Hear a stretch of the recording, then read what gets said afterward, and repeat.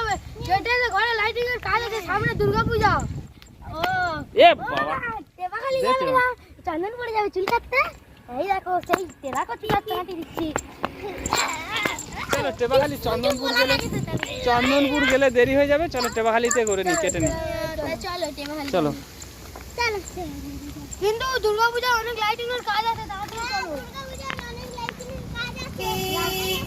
তাহলে আমরা এখন টেপাখালি মোড়ে যাচ্ছি চুল কাটতে আমার দলবল নিয়ে। চুলটা কেটে এসে বাড়িতে কিছু লাইটিং এর কাজ আছে, তারপরে কথা হবে।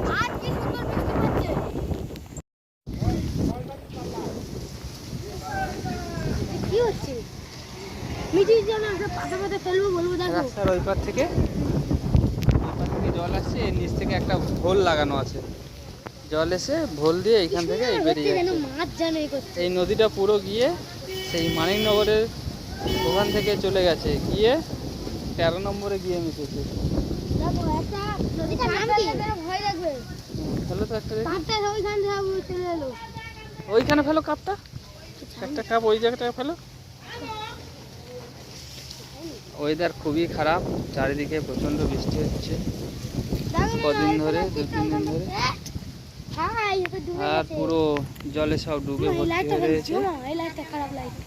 গ্রামের পরিবেশ দেখো কত সুন্দর, চারিদিকে সবুজ আর সবুজ। আর আমার এই দলবল, তাদেরকে নিয়ে আমার সব সারাদিনের কাজকর্ম, বাড়ি আসলেই একদম আমার এই দলবল রেডি। ভলক ভক করে হচ্ছে জলটা। নৌকা আর লাগবে না, হ্যাঁ খাল, এটা ছোট খাল। চলো আমরা আমাদের কাজে লেগে যাই তাহলে।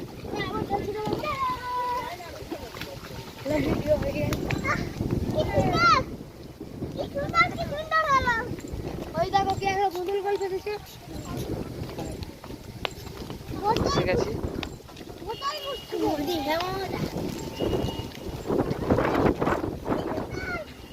আমাদের সেলুনের কাছে এসে গেছি। সেলুনের লোক কই? গুড়ি দিয়ে চলে গেছে নাকি? বসে আছে, তাস খেলছে। সেলুনে এসছি, সেলুনের লোক বসে বসে তাস খেলছে অন্য জায়গায়। ডেকে আনি এখন আবার গিয়ে। সেলুনের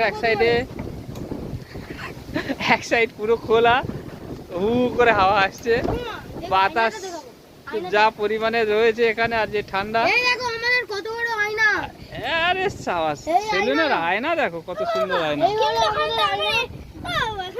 এখানে পাখা পাখা কিছু লাগবে না, এমনি অনেক কিছু আছে। এখান থেকে বাইরের প্রকৃতির দৃশ্য উপভোগ করবেন, তার সাথে সাথে চুলও কাটা হবে, সব কিছু একসাথে হয়ে যাবে। গ্রামের দৃশ্য কত সুন্দর, তাই না? দেখুন কত সুন্দর, সবুজ আর সবুজ। ধান ক্ষেতের মাছ দিয়ে রাস্তা দিয়ে সেই দূরে গিয়ে পানের বরজ।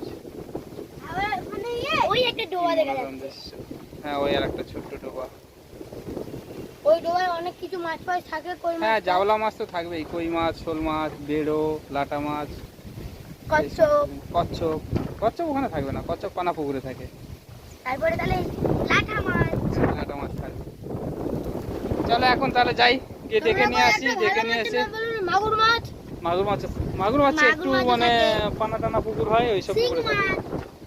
চলো আমরা এখন গিয়ে আগে সেই মিস্ত্রির ডেকে নিয়ে আসি। মানব তুমি, হ্যাঁ এই সেই বিখ্যাত আয়না, আপনারা সবাই এই ভিডিওটাকে ভাইরাল করে দিন,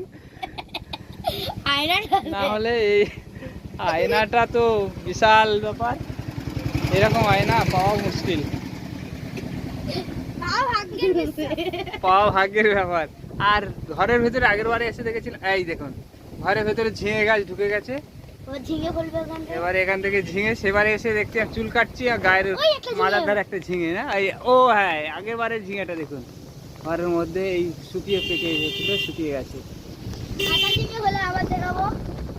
আর ওইদিকে দেখুন পুরো ঝিঙে গাছ ঢুকে গেছে।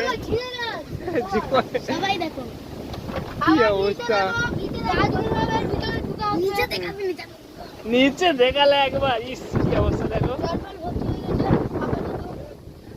আপাতত ছোট যাও রাজু মান্নাকে ডেকে নিয়ে আসো, আমাদের রাজু বাবুকে। মানব চলে যাও, তুমি তাড়াতাড়ি চলে যাও, গিয়ে বলো 4-5 জন লোক এসে গেছি আমরা।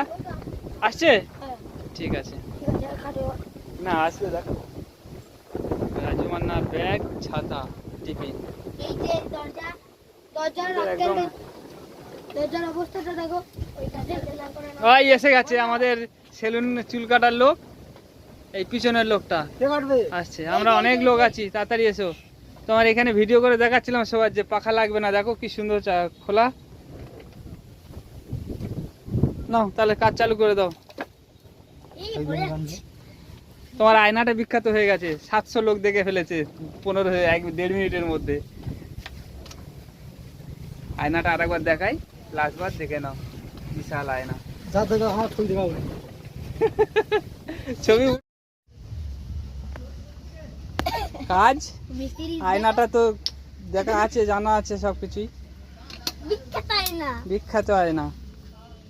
কাজ হয়ে যাক, হয়ে গেলে তারপর দেখাবো। মানুষটা দেখাও। এবারে মিস্ত্রি বসে বসে ধরেছে, এবারে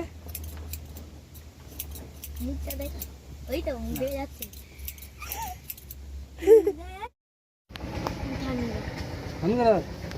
তাহলে আমাদের সব হয়ে গেছে। এবারে আমাদের 3 জনেরই হয়ে গেছে। এবারে এই দাদাটা বসে পড়েছে,